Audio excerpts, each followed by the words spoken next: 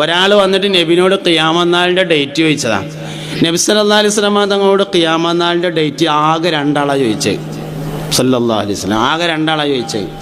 ഒന്നൊരിക്കൽ മനുഷ്യരൂപം പ്രാപിച്ചുകൊണ്ട് സയ്യിദുനാ ജിബ്രീൽ അലൈഹിസ്സലാം വന്ന് കാലിൻ്റെ മുട്ടോട് മുട്ട് ചേർത്ത് വെച്ച് ഇങ്ങനെ ഇരുന്നിട്ട് ഇസ്ലാം എന്താ, ഈമാൻ എന്താ, ഇഹ്സാൻ എന്താ ചോദിച്ചു. ഇസ്ലാം എന്ന് പറഞ്ഞാൽ 5 കാര്യം പറഞ്ഞു, ഈമാൻ 6 കാര്യം പറഞ്ഞു. ഇഹ്സാൻ എന്ന് പറഞ്ഞാൽ അൻ തഅബുദല്ലാഹ കഅന്നക തറാ ഫഇൻ ലം തകുൻ തറാഹു ഫഇന്നഹു യറാക.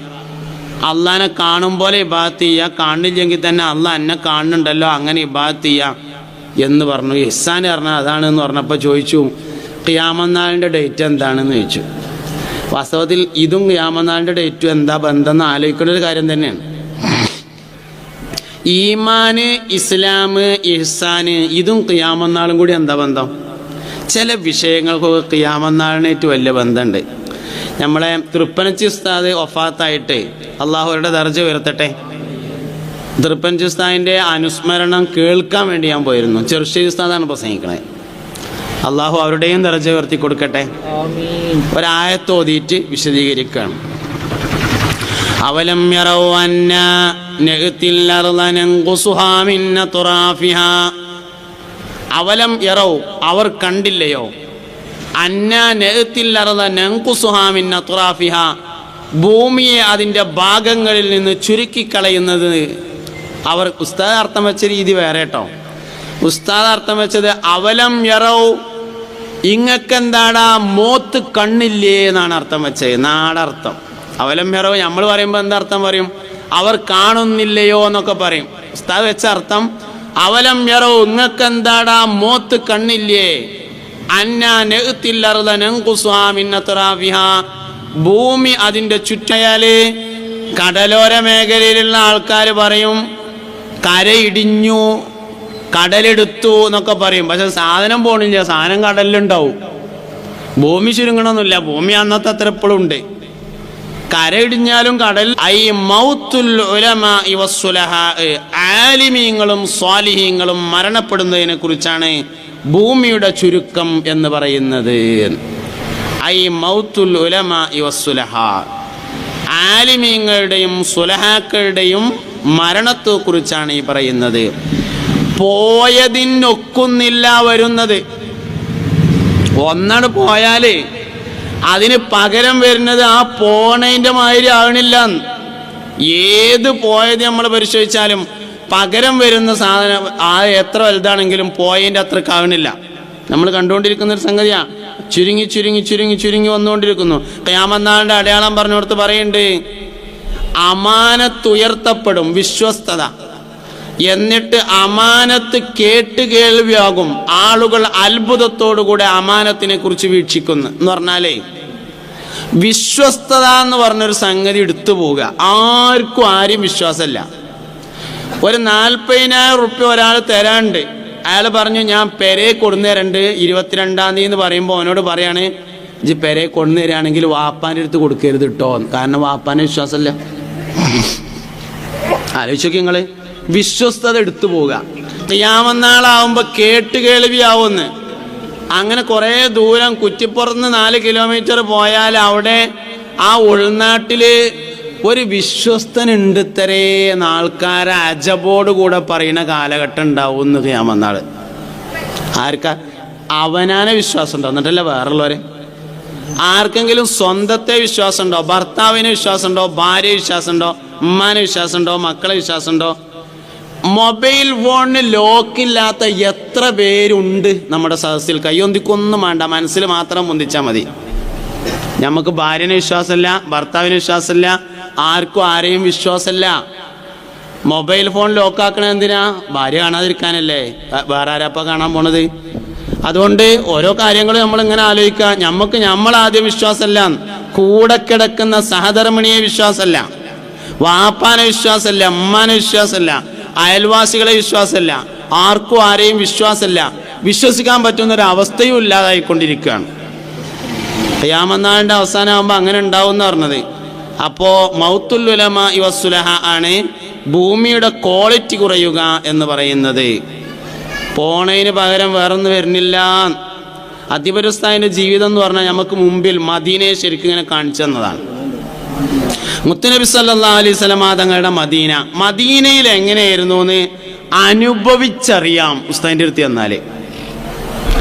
മുഹമ്മദ് നബി സല്ലല്ലാഹു അലൈഹി വസല്ലം സ്വഹാബത്തിനോട് എങ്ങനെയാണ് പെരുമാറിയിരുന്നത്, ആ സദസ്സിൽ എന്തൊക്കെയാണ് നടന്നിരുന്നത്, ആ സദസ്സിൽ എങ്ങനെയാണ് ഭക്ഷണം കഴിച്ചിരുന്നത്.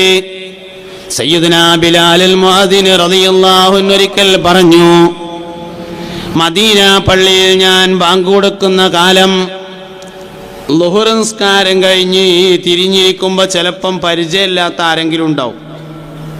പരിചയമില്ലാത്ത ആരെങ്കിലും ഉണ്ടാവും. അള്ളാന്റെ റസൂല് പറയും, ബിലാലേ, ഒരു വിരുന്നുകാരൻ വന്നിട്ടുണ്ട്, എന്തെങ്കിലും പിരിച്ചു കൊടുക്ക്.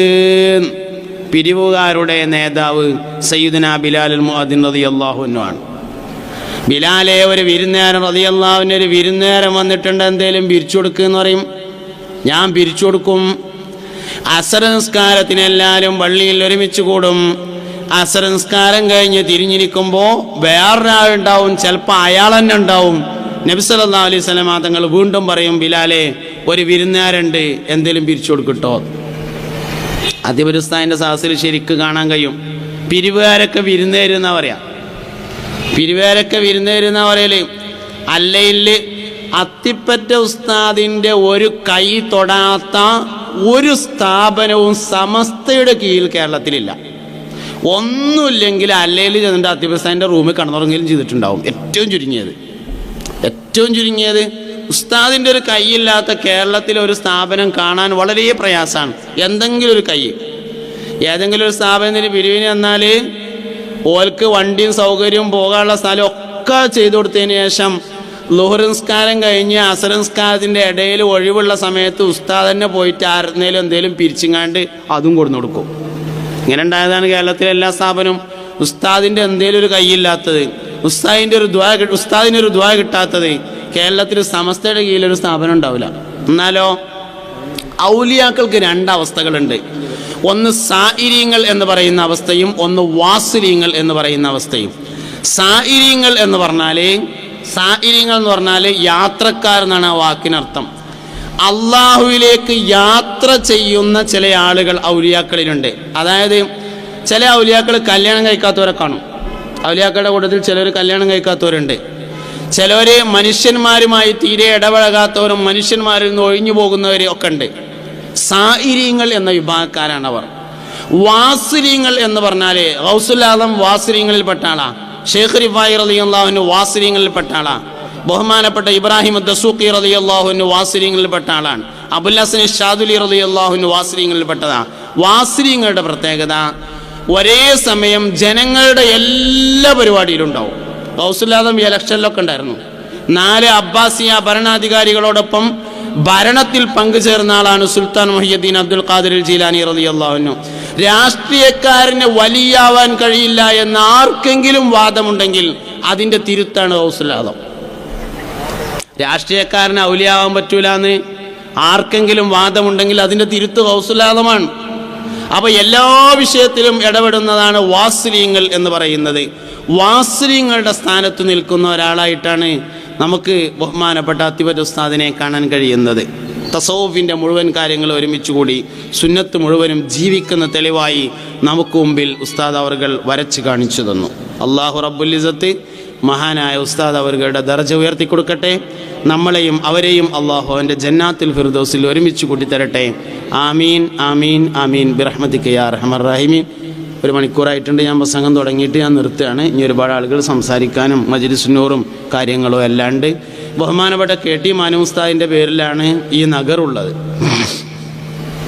ഈ നഗർ ഒരു മനുഷ്യൻ്റെ ജീവിതത്തിൻ്റെ വിജയ പരാജയങ്ങൾ കണക്കാക്കുന്നത് വഫാത്ത് നോക്കിയിട്ടാണ്, മരണം നോക്കിയിട്ട്. അത് വലിയൊരു പരീക്ഷയാണ്.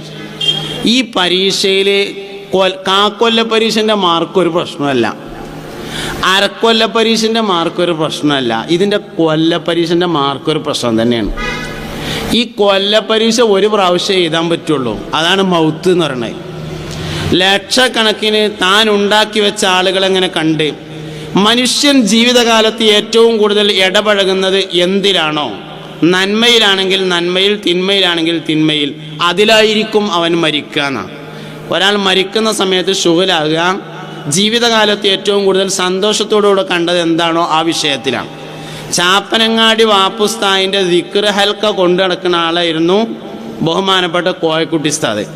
ചാപ്പനങ്ങാടി വാപ്പുസ്താദിൽ നിന്ന് കിട്ടിയ ദിക്ർ ഇങ്ങനെയാണ് ചൊല്ലി തീർന്നിട്ടാണ് മഹാനായ കോയക്കുട്ടി ഉസ്താദ് വഫാത്താകുന്നത്.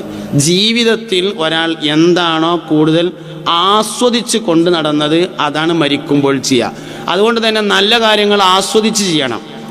താൻ ഉണ്ടാക്കി വെച്ച ലക്ഷക്കണക്കിന് ആളുകൾ ഇങ്ങനെ ഒരുമിച്ച് കൂടിയത് ജമിയത്തുൽ മുഅല്ലിമീൻ്റെ സമ്മേളന വേദിയിൽ കയറിയിട്ട് കണ്ട് ഓരോട് സലാം പറഞ്ഞിട്ട് വണ്ടി കയറി എല്ലാവരും കേൾക്കുന്ന തരത്തിൽ 3 തവണ ലാ ഇലാഹ ഇല്ലല്ലാഹ് എന്നും പറഞ്ഞും വഫാത്തായ ആളാണ് ബഹുമാനപ്പെട്ട കെ.ടി. മാനു മുസ്ലിയാർ. കെ.ടി. മാനു ഉസ്താദിൻ്റെ പേരിലാണ് ഈ നഗരി ഒരുക്കിയിട്ടുള്ളത്. അള്ളാഹു അവരുടെയൊക്കെ ദർജ ഉയർത്തട്ടെ. അവരെക്കുറിച്ചൊക്കെ പറയുന്നത് അവരുടെ ജീവിതം നമ്മുടെ ജീവിതത്തിന് സന്ദേശമാവാൻ വേണ്ടിയാണ്. അള്ളാഹു റബ്ബുൽ ഇസ്സത്ത് തൗഫീഖ് നൽകി അനുഗ്രഹിക്കട്ടെ.